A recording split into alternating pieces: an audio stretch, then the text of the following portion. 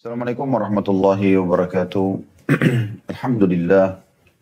Wassalatu wassalamu ala rasulillah. Segala puji dan puja kehadirat Allah subhanahu wa ta'ala. Juga salawat dan taslim kepada Nabi besar Muhammad sallallahu alaihi wa ala alihi wa sahbihi wasallam. Selamat bergabung teman-teman. Dan memang materi ini juga materi khusus karena ada susunan PowerPoint yang sudah kami siapkan dan insya Allah para peserta nanti kalau Anda mendaftar dan ikut nanti akan mendapatkan beberapa hal yang berhubungan dengan masalah materi ini. Saya akan memberikan pada kesempatan ini 15-20 menit tentang apa sebenarnya yang kita lakukan dengan daurah.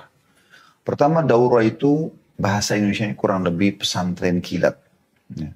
Bagaimana kita seperti masuk ke pesantren untuk mempelajari agama kita ini, agama yang mulia atau salah satu dari substansial agama Islam, seperti ini misalnya masalah manajemen rumah tangga Islami. Bersalah satu substansial bahasan, ya, dari sekian banyak bahasan dalam syariat Allah Subhanahu Wa Taala yang kita akan tuntaskan di waktu yang ringkas, sehingga Anda bisa dalam waktu yang tidak panjang dalam hidup Anda sudah bisa memahami tentang global Islamin atau Islam secara global. Masalah daurah rumah tangga ini ada sebabnya. Kami menyusunnya dan kami memiliki 10 materi daurah. Manajemen rumah tangga Islami 1, ini nanti akan kita adakan insya Allah pada 1 sampai 3 September, insya Allah. Kemudian kurang lebih hari Rabu, Kamis dan Jumat. Setiap hari kita akan adakan kurang lebih 2 kali pertemuan. Satu pertemuan sekitar 1,5 jam. Dan itu continue. Jadi mulai dari lepas duhur insya Allah. Nanti akan kita tentukan waktunya sampai menjelang asar. Break sholat asar waktu Indonesia Barat, kemudian kita akan lanjut lagi selepas asar sampai menjelang maghrib, begitu terus selama 3 hari. Teman-teman sekalian, Allah Subhanahu Wa Taala menjadikan populasi manusia sehingga kita bisa terus aja berkembang biak dan menjadi makhluk Allah Subhanahu Wa Taala yang memimpin di muka bumi ini, sebagaimana sudah kita tahu tujuan penciptaan ayah kita Adam alaihissalam. Allah mengatakan inni ja'ilun fil ardi khalifah, aku akan jadikan di muka bumi pemimpin. Sebelum kita di muka bumi ini sudah ada jin. Terbukti iblis pada saat Nabi Adam alaihissalam diciptakan sudah ada dan dia hadir pada saat prosesi penciptaan Adam alaihissalam, dan juga dia disuruh sujud oleh Allah SWT bersama dengan para malaikat, tapi dia menolak, sebagaimana Anda bisa baca dalam surah Al-Baqarah digambarkan, dan beberapa ayat-ayat Al-Quran di beberapa surah juga dalam Al-Quran. Jadi ada tujuan sebenarnya kita ada di muka bumi ini, dan harus ada populasi terus-menerus sesuai dengan jumlah manusia yang sudah Allah perintahkan. Nah, dalam proses populasi ini kan ada interaksi biologis ya. Allah ciptakan laki-laki dan perempuan. Laki-laki pemilik sperma, perempuan pemilik sel telur yang akhirnya bersatu dalam rahim seorang wanita dan jadilah prosesi penciptaan manusia seperti kita, ya. Dan ini tidak mungkin terjadi kalau sesama jenis. Nggak mungkin terjadi laki-laki sama laki-laki akan punya anak, karena laki-laki tidak akan hamil, atau perempuan sama perempuan yang tidak memiliki sperma. Dan mereka kata bibit manusia itu. Berarti akan ada interaksi biologis. Nah, dalam Islam, teman-teman sekalian, ini ditata dengan rapi. Masalah interaksi biologis ada 2. Ada yang halal dan ada yang haram. Nah, Islam menyuruh kita masuk kepada yang halal, yaitu dengan menikah. Dan Islam melarang kita pada yang haram, yaitu zina. Dua-duanya prosesi biologis sebenarnya. Secara alami, saya dan teman-teman laki-laki yang mengikuti acara kita ini, kita punya syahwat pada kaum wanita. Kita ingin melihat, kita ingin merabah, kita ingin mencium, hati kita terpaut. kita memiliki kekuatan goyangan sperma, goncangan yang harus kita tuangkan karena di situ bibit manusia, gitu kan? Dan begitu juga wanita, Allah buat ketertarikan, dia suka lihat laki-laki, dia suka dimanjakan, dia suka dicumbuin, ya. Dan dia siap menerima sperma sehingga dia hamil. Dan Allah buat dia punya kasih sayang pada bayinya pada saat lahir nanti. Sampai tidak bisa dibandingkan antara bentuk kasih sayang seorang ibu, ya, dengan yang lainnya. Itu kasih sayang yang luar biasa. Bahkan seorang ibu siap berkorban mati demi anaknya, gitu kan? Itu alami. Allah SWT berikan seperti itu. Baik teman-teman sekalian. Perbedaan dasar antara nikah sama zina. Padahal sama-sama biologis ya. Sama-sama biologis. Ini cara yang benar dalam pandangan Allah dan ini cara yang salah. Nikah cara yang benar, zina adalah cara yang salah. Kita lihat perbandingannya. Kalau menikah, prosesinya yang kurang dari 5 menit. Si ayah wanita mengatakan, saya nikahkan kamu sama anak perempuan saya, Fulana binti Fulana, dengan mas kawin ini. Mas kawinnya makin sederhana, makin bagus. Kayak di Indonesia sering perangkat alat sholat, gitu kan. Mungkin uang mahar 100.000. Kita tidak bicara tentang kalau ada si laki-laki memberikan uang untuk mengadakan acara misalnya, gitu kan. Ini adalah prosesi syar'inya saja. Ya. Ada 2 saksi, ada kalimat akad, ya. Dan si laki-laki mengatakan, saya terima nikahnya. Itu saja cukup. Itu sudah sah pernikahan tersebut. Atau dia mengatakan, saya terima nikahnya Fulana binti Fulana dengan mas kawin ini. Itu sudah lengkap. Prosesi yang kurang dari 5 menit ini teman-teman sekalian. Sudah cukup membuat halal interaksi biologis. Meletakkan kemaluan di kemaluan. Dan dengan itu populasi manusia bisa berkembang dengan baik. Di sini teman-teman sekalian, kita akan temukan interaksi biologis yang terjadi dengan cara halal, itu diikuti dengan rasa gembira. Orang kalau menikah gembira, gitu kan? Maka berpengaruh sekali pada kualitas sperma si laki-laki dan pengaruh sekali dengan kualitas sel telurnya wanita. Pada saat mereka selesai akad nikah, mereka masuk ke kamar, seluruh keluarga, bahkan orang tahu mereka akan interaksi biologis. Dan ada sunnah-sunnah Nabi tentunya, sholat 2 rakaat terlebih dahulu, kemudian memulai dengan cumbuan, kemudian membaca doa, ya, kemudian memberikan hak pasangan biar sama-sama puas, kemudian kalau ingin mengulangi berwudu dulu dan seterusnya. Nanti akan ada bahasan masalah itu tentunya. Yang uniknya di sini, selain biologis itu sangat nyaman karena secara medis pun terbukti kalau ada orang interaksi biologis tapi dalam kondisi jiwanya tenang, itu akan luar biasa kenikmatan yang didapatkan dan juga berpengaruh pada kualitas sperma dan sel telur tadi yang nanti akan menjadi bibit manusia, ya. Dan kalau si wanita hamil, apa yang terjadi? Keduanya pasangan ini senang. Orang tuanya senang, ya. Bahkan seorang wanita yang hamil perutnya besar karena biologis dengan suaminya, dia kalau tanya, ibu hamil ya? Dengan bangga dia mengatakan, iya. Tidak ada keraguan sedikit pun. Baik. Dan pada saat lahir anak itu pun jelas statusnya. Dikenal dengan anak halal, gitu kan. Dinisbatkan kepada ayahnya. Lalu kemudian berjalanlah proses manajemen yang Allah sudah tata itu dengan bagaimana suami istri saling memberikan hak, kemudian sampai pada tingkat memberikan hak juga anak-anak, dan bagaimana anak juga berbalik memberikan haknya orang tua. Bandingkan ini teman-teman sekalian dengan zina, proses biologis yang haram.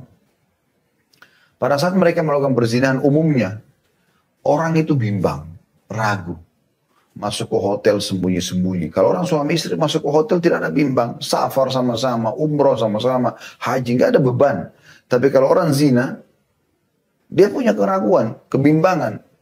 Dan penekanan batin ini, secara batin kejiwaan, itu akan membuat berpengaruh pada kualitas sperma dan juga sel telur yang akan menjadi bibit manusia nantinya. Mereka ketakutan melakukannya. Dan itu berpengaruh nanti ya. Biologis tidak maksimal, beda sekali dengan yang halal. Kemudian, Mereka kalau mau mengulangi lagi, mereka juga butuh mengatur lagi waktu, sembunyi-sembunyi dan seterusnya. Kalau orang halal, setiap saat mereka bisa biologis. Mau pagi, mau siang, mau malam, kapan saja. Dan kalau hamil, kita akan temukan umumnya wanita yang hamil di luar nikah itu merasa malu. Maka terjadilah yang kita tahu istilah aborsi misalnya. Digugurkanlah manusia yang tadinya harus menjadi generasi manusia. Dan mereka tinggal melakukan pernikahan saja yang mudah sekali prosesnya tadi. Ya. Dan anak yang lahir kalau dari zina, maka nggak jelas statusnya dikenal dengan anak haram. Nggak ada penisbatan nama kepada si laki-laki tadi. Maka rusaklah generasi manusia ini. Ya. Oleh karena itu, bahasan tentang masalah kenapa pentingnya membahas masalah manajemen rumah tangga ini, dan kita jelaskan Islami, karena memang ada juga orang-orang non-muslim yang pakai manajemen rumah tangga mereka. Mereka juga memerlukan proses pernikahan, tapi tidak seperti cara Islam. Makanya kita mengatakan Islami ya. Nah, di sini teman-teman sekalian, itu satu sisi untuk memahami kenapa harus ada bahas tentang manajemen rumah tangga. Kemudian, saya melihat rumah tangga ini teman-teman, adalah jalan tol menuju ke surga. Jalan tol. Seorang suami sibuk aja membiayai istrinya, membiayai anaknya, mendidik mereka, melindungi mereka. Kemudian dia itu haknya, tinggal dia jaga hubungan kekerabatan, dia juga jaga hubungan sama Allah, dia meninggal, dia masuk surga. Tapi terbesar pahala yang dia bisa dapatkan dari istrinya, dari anaknya. Kata Nabi SAW, dinar yang kau infakkan untuk jihad, dinar yang kau berikan untuk fakir miskin, dinar yang kau berikan untuk pembebasan budak, dan dinar yang engkau berikan kepada istri dan anakmu jauh lebih besar pahalanya. Jadi kita kalau sibuk kerja nih, teman-teman yang sedang bekerja di pegawai, berbisnis, tetap punya pendapatan. Pendapatan itu Anda berikan kepada istri seperti biasanya kita di akhir bulan berikan nafkah. Maka itu adalah sedekah terbesar di sisi Allah SWT. Mengalahkan sedekah terhadap jihad, mengalahkan sedekah bebasin budak, fakir miskin, itu luar biasa. Begitu juga dengan seorang istri. Kata Nabi SAW, istri manapun, wanita manapun, yang menjaga 5 waktu sholatnya. Nggak disebutin sholat sunnah.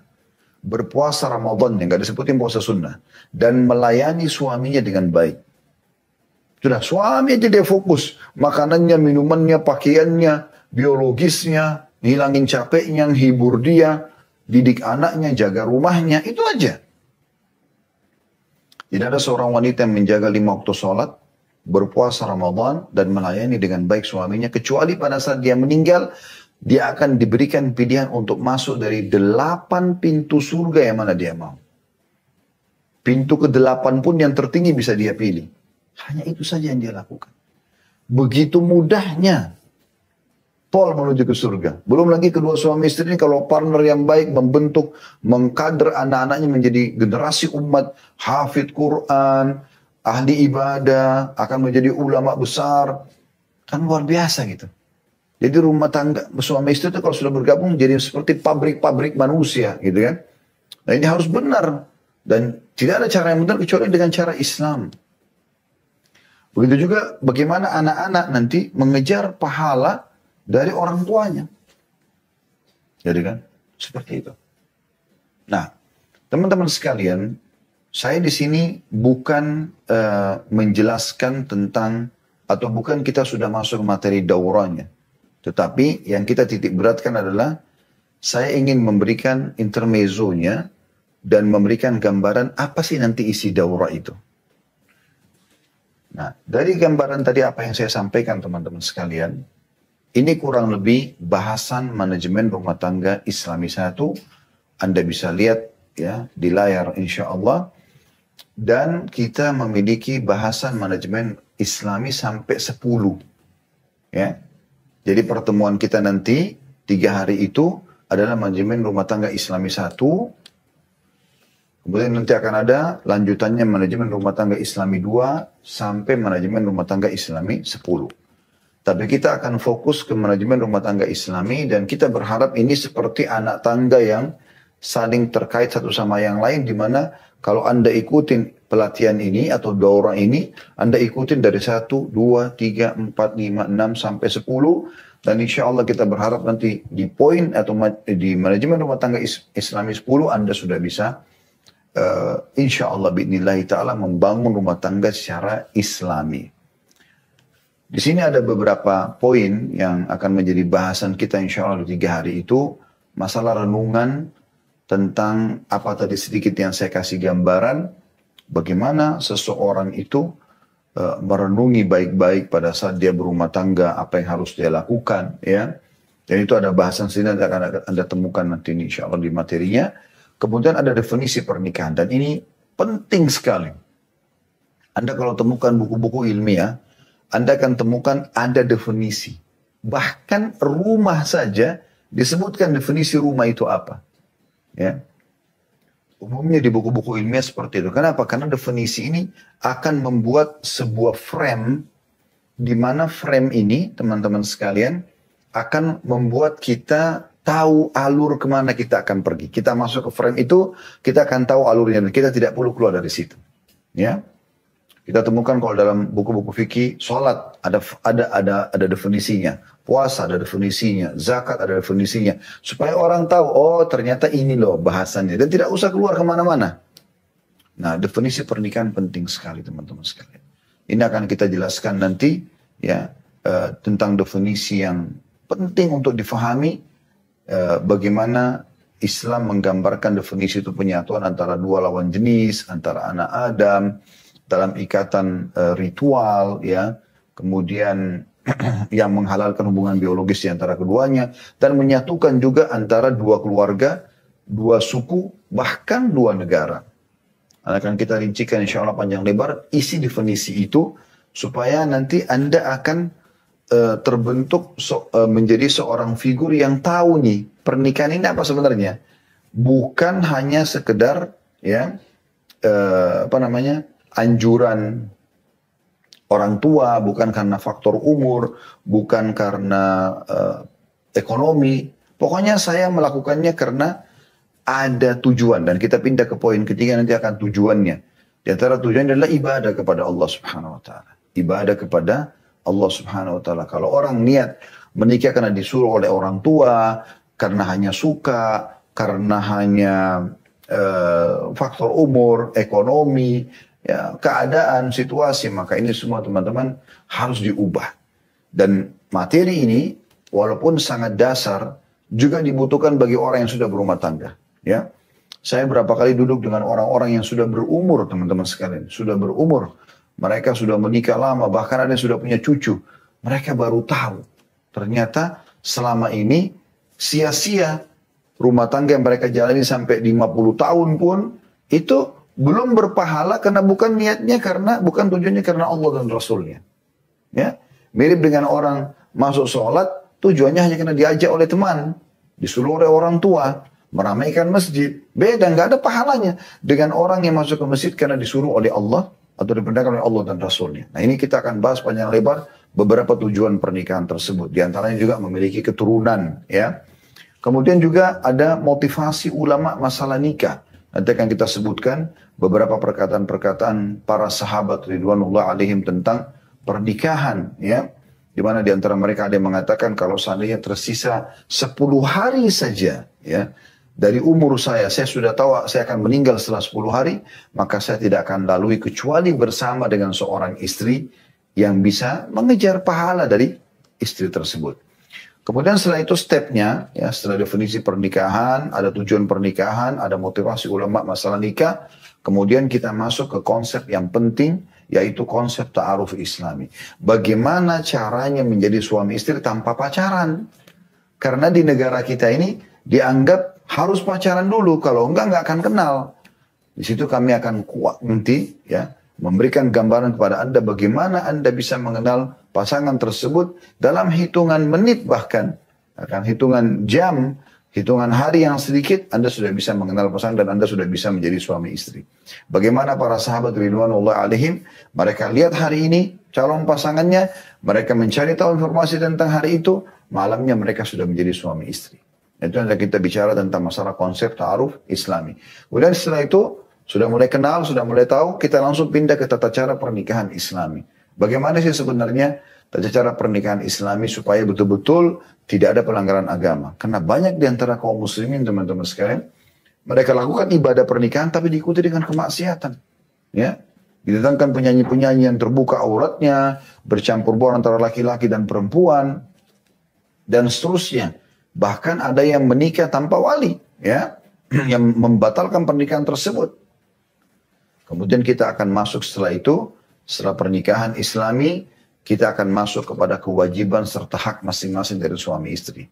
Nah ini stepnya ya. Nanti kita akan tahu, oh ternyata saya sebagai suami, inilah kewajiban saya. Anda nanti kalau ikut daurah ini Anda akan tahu, oh ternyata ini kewajiban saya. Begitu nikah sampaikan kepada istri.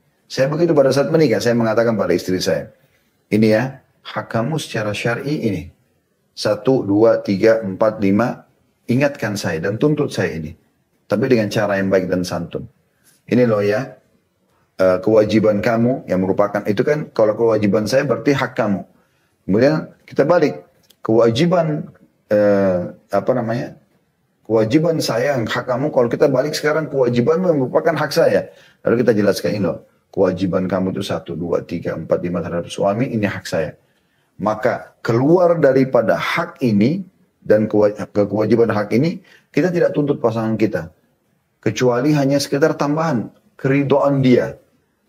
Maka ini nanti akan mempermudah teman-teman sekalian pekerjaan. Seperti Anda jadi pegawai di kantor, Anda tanya HRD-nya atau Anda tanya siapa yang bertanggung jawab di kantor, apa tugas saya? Oh tugasmu 1, 2, 3, 4, 5, 6, 7, 8, sudah sampai 10 nih. Oke. Itu dikerjakan. Itu dapat berarti sudah dapat semuanya. Dapat gaji, dapat fasilitas kantor, udah. Berarti kalau lebih dari 10 ini tambahan. Anda seperti lembur, ya. Seperti itu kurang lebih. Perusahaan juga tidak menuntut lebih, ya. Kecuali akan ada imbalan tambahan, kan seperti itu. Kemudian setelah itu, karena sudah tahu hak dan kewajiban, kita akan masuk tentang masalah seksual dalam Islam. Ya. Ini akan kita singgung, walaupun di manajemen rumah tangga Islami 1 ini, kita masih menyinggung secara global. Akan ada nanti di manajemen rumah tangga Islamik sekian ya. Yang keempat dan kelima nanti akan ada bahasan lagi lebih khusus bagaimana membangun keromantisan dalam rumah tangga. Ya, bagaimana Islam mengajarkan tentang masalah seksual itu secara detail. Sehingga Anda poinnya tidak perlu nonton film porno untuk mengajarkan bagaimana seksual dalam Islam. Ya, karena memang ada hal-hal yang haram di situ. Kalau Anda nonton film porno, Anda mendukung perzinahan, Anda melihat aurat orang lain, Anda merusak fitrah biologis Anda. Ya, kalau orang lihat itu, maka yang dia bayangkan nanti pada saat interaksi berikut sama teman, sama pasangannya adalah yang ada di film tersebut. Dan bagaimana bisa seorang laki-laki dan istrinya atau seorang istri sama suaminya duduk nonton bersama, si laki-laki melihat perempuan lebih cantik, lebih putih, lebih bagus badannya daripada istrinya, dan akhirnya dia menikmati itu. Begitu juga istrinya melihat postur tubuh, wajah yang lebih kekar, lebih tampan dari suaminya. Akhirnya setelah itu mereka biologis. Dari mana kesehatannya ini?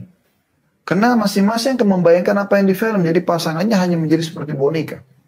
Nah ini akan kita titik beratkan nanti tentang masalah itu insya Allah. Dan yang terakhir adalah bagaimana setelah mereka tahu hak dan kewajiban masing-masing, mereka tahu seksual dalam Islam dipandu seperti apa, kita akan tutup nanti dengan bagaimana membangun rumah tangga Islami. Maksudnya bagaimana kita menata rumah itu secara Islami.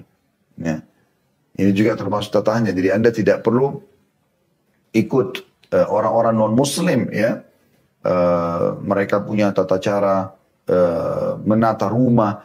Tidak boleh ada cahaya begini, tidak boleh ada begini, tidak boleh ada begitu. Ini semua ada gambaran dalam Islam. Ini karena teman-teman sekalian, gambaran tentang masalah apa isi daurah nanti dan seberapa penting Anda ikut dalam daurah ini, ya. Dan ini memang kami buat materi khusus, ya, karena ada juga beberapa hal yang berhubungan dengan yang kami harus persiapkan, maka memang ini khusus materi Zoom berbayar, ya. Dan insya Allah bukan sebuah biaya yang berat, ya, karena mudah-mudahan semuanya bisa menjangkaunya. Anda insya Allah sudah bisa menyelesaikan manajemen rumah tangga Islami 1, dan kita insya Allah akan memiliki materi sampai manajemen rumah tangga Islami ya 10. Manajemen sebagai penutup saya jelaskan juga manajemen rumah tangga Islami 2 nanti kita akan pindah ke step selanjutnya yaitu hak anak ya. Kemudian dari akikah memberi nama yang baik dan seterusnya.